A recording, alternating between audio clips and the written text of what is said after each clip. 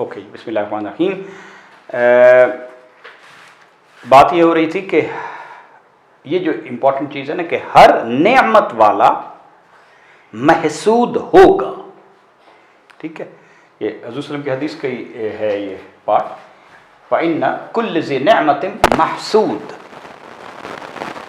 اس میں کوئی شک نہیں کہ ہر نعمت والے پہ حسد کیا جائے گا. ٹھیک ہے، تو اب حسد کرنے والے پہ جو چیزیں ہیں وہ تو ابھی ہم نہیں ڈسکس کر رہے. ہمیں یہ ہے کہ ہم کریں بھی نہ، لیکن ہم اس سے بچیں پھر کیسے. آخر آپ نے چیزیں اپنی کرنی ہیں، سوسائٹی میں پھیلانی بھی ہیں، سب کچھ ہونا ہے. تو اس میں جو کرٹیکل نمبر 1 چیز ہے وہ یہ ہے، اس کا آنسر حضور صلی اللہ علیہ وسلم نے خود ہی بتا دیا. استعینوا علی انجاح الحوائج بالکتمان. مدد مانگو کس پر؟ انجاح الحوائج. یہ نجحہ یا نجیحت الحاجہ کا مطلب ہے اپنی ضرورتوں کا پورا ہونا، اپنی ضروریات کا، نیڈز کا فلفل ہونا. اگر آپ چاہتے ہیں تو کس سے مدد مانگو؟ بالکتمان. اب کتمان کا لفظ جو ہے نا جنرلی ہم نے نیگیٹو سینس میں سنا ہوا ہے. میں اپنی بات کر رہا ہوں، مطلب ہو سکتا ہے آپ مثال کے طور پہ، اچھا قرآن پاک میں بھی کافی دفعہ آیا تو کتمان حق آیا نا کہ وہ آپ حق کو چھپاتے ہیں، گواہی کو چھپانا. کتمان فضل کا لفظ بھی آتا ہے کہ میں اپنے سے کم سٹینڈرڈ پہ خام اچھے کپڑے نہ پہنوں جبکہ میں افورڈ کر سکتا ہوں. یعنی کہ میں اللہ تعالیٰ کی نعمت کے شکر کا اظہار نہیں کر رہا، اور ہمیں ایک فقیروں جیسا گدڑی والا لباس پہنا ہوا ہے کہ جی میں تو اس قسم کی سادگی اسلام کو پسند نہیں ہے. اسلام کہتا ہے کہ وہ شکر کا اظہار کریں. ٹھیک ہوگی. تو یہ جو کتمان ہے نا، اس کا مطلب یہ ہے کہ وہ جو نعمت ہے اس کو خام اس طرح اوور ایکسپریس نہ کرو کہ وہ نعمت آپ سے ضائع ہو جائے.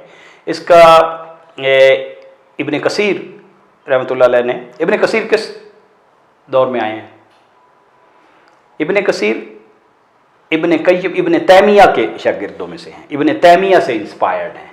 تو ابن تیمیہ کب آئے؟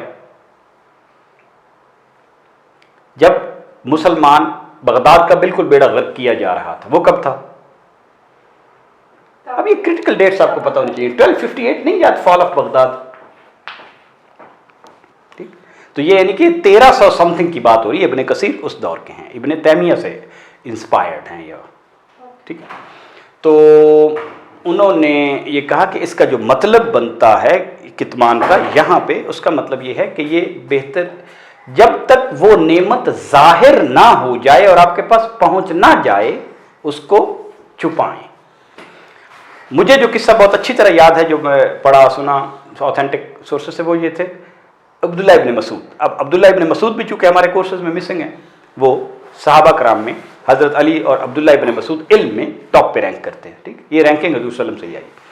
تو وہ اپنے شاگردوں سے فرماتے تھے کہ جب تک آپ اپنا پلان ایکسیکیوٹ نہیں کرتے یا اس چیز کو کسی مرحلے پر نہیں لے آتے کہ اب وہ اوپن ہونا ہے، اس وقت تک لوگوں کو اپنے راز نہ بتایا کرو. ٹھیک ہے نا. جیسے اب یہ بتایا گیا ہے نا کہ خواب ہے، تو خواب کے ہم نے ایک رول پڑھا تھا. کیا کس کو بتا سکتے ہیں؟ حبیب کو اور لبیب کو. لب لباب یعنی کہ جس کو سوچنا آتا ہو. عقل مند خیر خواہ کو بتا سکتے ہیں. خیر خواہ ہے، عقل مند نہیں ہے، اس کو بھی نہیں بتا سکتے. ٹھیک ہے، اس کو بھی نہیں بتا. اس سے مشورہ لے کے اور اللہ تعالیٰ سے استخارہ کا مشورہ لے کے اس پہ عمل.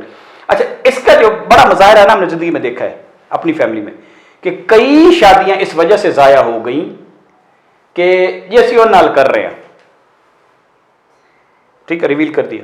اب جو ہی آپ نے ریویل کر دیا، بس حسد بھی شروع ہو گیا، کنفیوژن بھی شروع ہو گئی، جھوٹ بھی شروع ہو گئے، شیطان بھی شروع ہو گیا اور سب کچھ.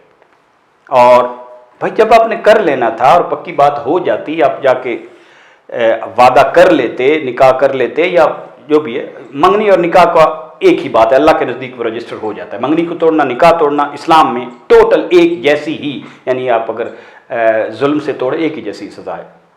تو اللہ کے نزدیک ہے، دنیا میں تو سزائیں ملنے کا یہ تو ٹیسٹ کا دور ہے. تو کیا بات ہوئی آخری کہ